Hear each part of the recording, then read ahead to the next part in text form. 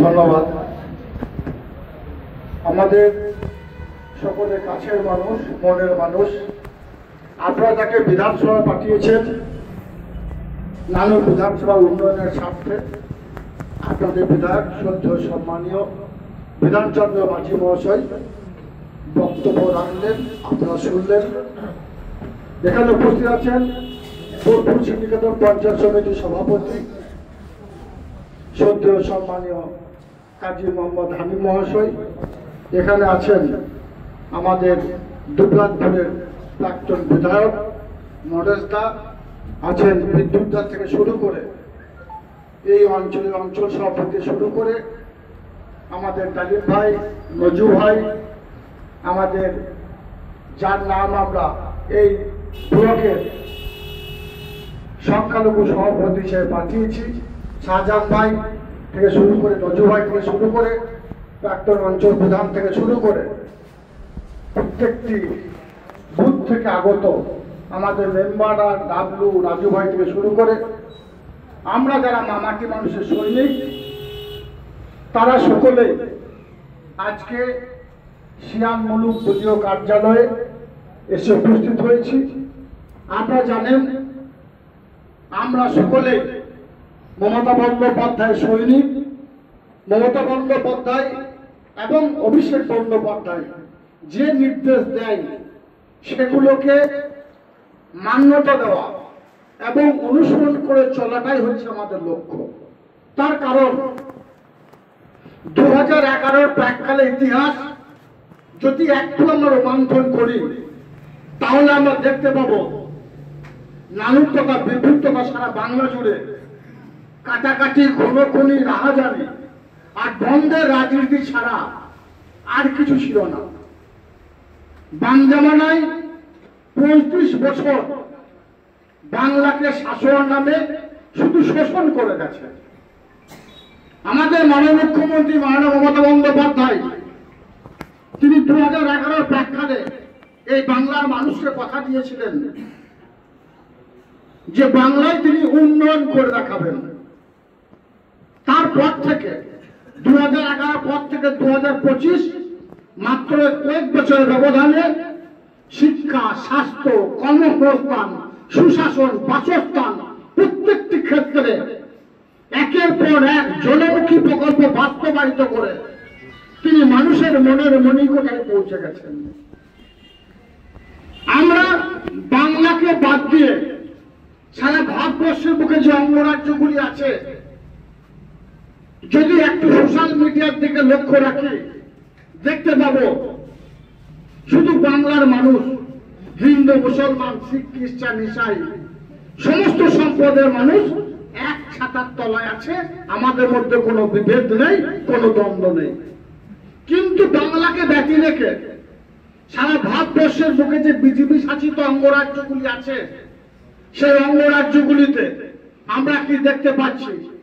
যদি মণিপুরের কথা বলি, যদি মিজোরামের কথা বলি, যদি আসামের কথা বলি, যদি উত্তরপ্রদেশের কথা বলি, যদি গুজরাটের কথা বলি, দেখতে পাবো সেখানে যারা সংখ্যালঘু সম্প্রদায়ের মানুষ, যারা অনুন্নত সম্প্রদায়ের মানুষ, যারা এসসি এসটি সম্প্রদায়ের মানুষ, তারা কোনোভাবেই সুরক্ষিত নয়।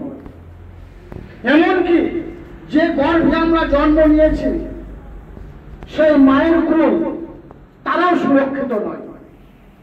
মাত্র কয়েক মাস আগে আমরা দেখেছিলাম সোশ্যাল মিডিয়ার মাধ্যমে আমাদের একজন মাকে বিবস্ত্র করে রাস্তায় হাঁটানো হয়েছিল।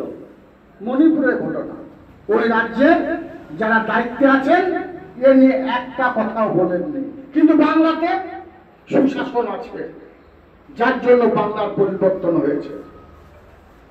বাংলাতে আমাদের মাননীয় মুখ্যমন্ত্রী মাননীয় মমতা বন্দ্যোপাধ্যায় একের পর এক 95টি প্রকল্প বাস্তবায়িত করেছেন সাধারণ মানুষের স্বার্থে, যার জন্য বাংলা এগিয়ে যাচ্ছে। বাংলা সারা ভারতবর্ষের যে বাকি অঙ্গরাজ্যগুলি আছে তার নিরিখে বাংলা সবার উপরে, সবার আগে আছে। তার জন্য কেন্দ্রীয় সরকার বাংলাকে বঞ্চনা করছে, অপেক্ষা করছে, অবহেলা করেছে, বাংলাকে পিছিয়ে দিতে চাইছে।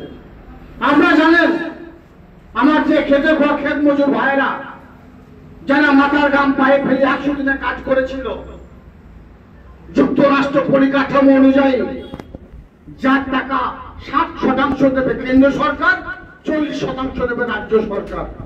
বারবার আমাদের জীবনানন্দ অভিষেক বন্দ্যোপাধ্যায় কেন্দ্রের কাছে দরবার করেছে, এমনকি আমাদের রাজ্য থেকে আমাদের এমপি এমএলএরা, নেতা মন্ত্রীরা দিল্লিতে গিয়ে দরবার করেছিল আমাদের ন্যায্য দাবি, ন্যায্য অধিকার আদায় করার জন্য।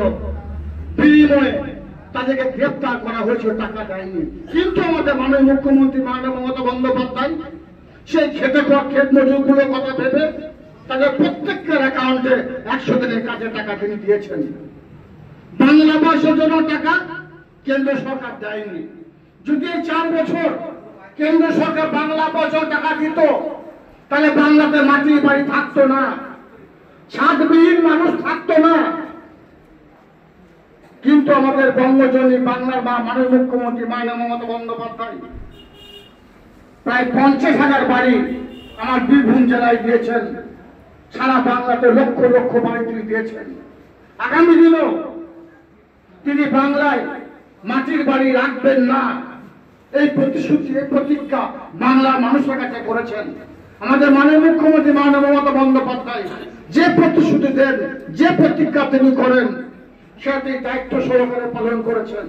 আপনারা জানেন যখন আমাদের মাননীয় মুখ্যমন্ত্রী মাননীয় মমতা বন্দ্যোপাধ্যায় বলেছিলেন আমার লক্ষ্মী ভান্ডার মায়ের এখানে আছে, তাদের অ্যাকাউন্টে প্রত্যেক মাসে 500 টাকা করে দেওয়া হবে, যারা বিদ্রোহ করেছিল, যারা এই কথাটা নিয়ে সমালোচনা করেছিল সেই বিজেপিরা, তারপরে কি দেখলাম তারা বলেছিল মমতা বন্দ্যোপাধ্যায় ধোঁকা দিচ্ছে, সে টাকা দেবে না।